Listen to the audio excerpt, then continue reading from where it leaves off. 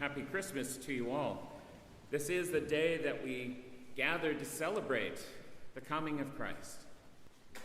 And all around the world, people in the night are heading out for celebrations. There may have been an earlier Mass in some parishes, especially parishes with lots of children.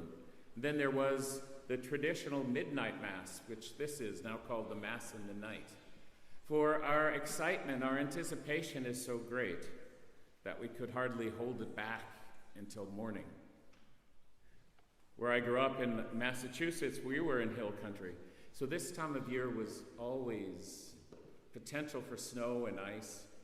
And yet it would never dawn on us not to go down to midnight Mass. We'd put on shoes that couldn't grip the ice. We'd put on our best suits. My brother and I would often serve it. And it was what we did. And Christmas wouldn't have been the same without it. And it also meant we didn't have to get out of our pajamas in the morning. Not a bad reason to be here. But one of the things that I remember most vividly about it each and every time was the carrying in of the Christ child. Our crib set had bigger figurines, but there would always be a child, or sometimes even the priest himself, carrying in the babe, like we ourselves did tonight. And then walking to the manger set up. Ours was right in front of the main altar, and laying him there. And there you saw the whole scene. There were the usual debates that we have here. Should the child be seen before Christmas night? Are the wise men there yet? Are they slowly moving their way across the church? I've seen that. Or are they all there in the whole tableau, which is what we did? So you saw the whole Christmas story. And fascinating, I've always been fascinated by manger scenes. Creches, we would call them, cribs.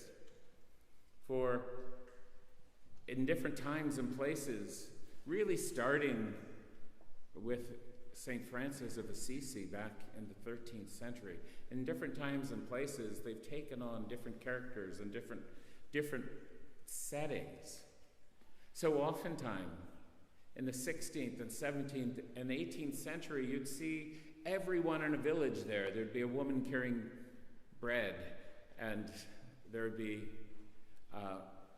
craftsmen, wheelwrights, and people dressed fancifully in either the peasant garb of the 17th century or as if they were members of the Ottoman Empire, all dressed in crazy outfits, gorgeous outfits, not likely to be found at the crib 2,000 years ago.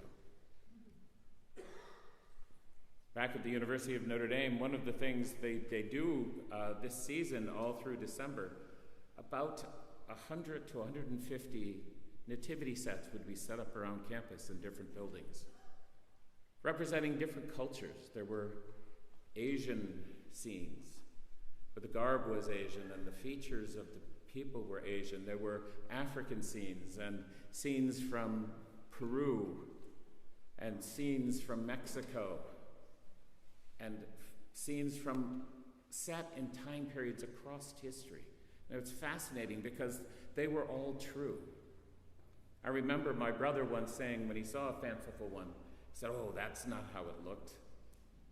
But I think what we have to put our minds around it is that is how it looks. That's how it looks each and every time we gather for prayer. Each of us coming dressed as we dress today in 21st century Ireland, each of us coming with our own cares and our own concerns, our own needs, each of us coming, not just on Christmas night, but especially now, coming to pay,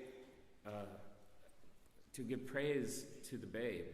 But we come each and every week to gather around the altar, to pray for God's blessing that we've received in Jesus, and to ask him to come into our world ever more fully. One of the most interesting cribs I saw was a couple of years ago. Pope Francis put it was a really kind of weird, kind of modern, made of junk, throwaway, castaway things. And it made a statement about who we are as moderns. But I saw one just a week or two ago. A friend sent a picture of a crib set in the Holy Land with the babe in rubble. Because today we also know that the very place that Jesus lived, the very place that Jesus came, is in one of the worst conflicts seen in decades, with people's lives being torn apart. And yet the Christ child comes into that as well. We come dressed as we are, and we should see in every crib that we see the people of someday, sometime, someplace coming to the Christ child, and that is us. And so tonight, as we gather around our altar, as we gather around another manger where another unblemished lamb is sacrificed, we call to mind all that God has done for us, but we celebrate the yeses. We celebrate Mary's open heart.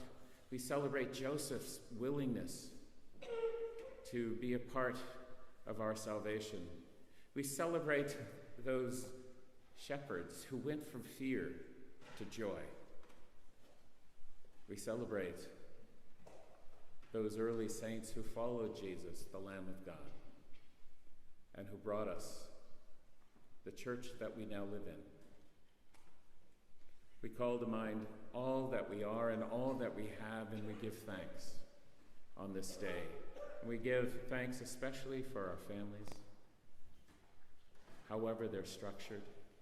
We give thanks for the very people who help us see the Christ child alive in our world.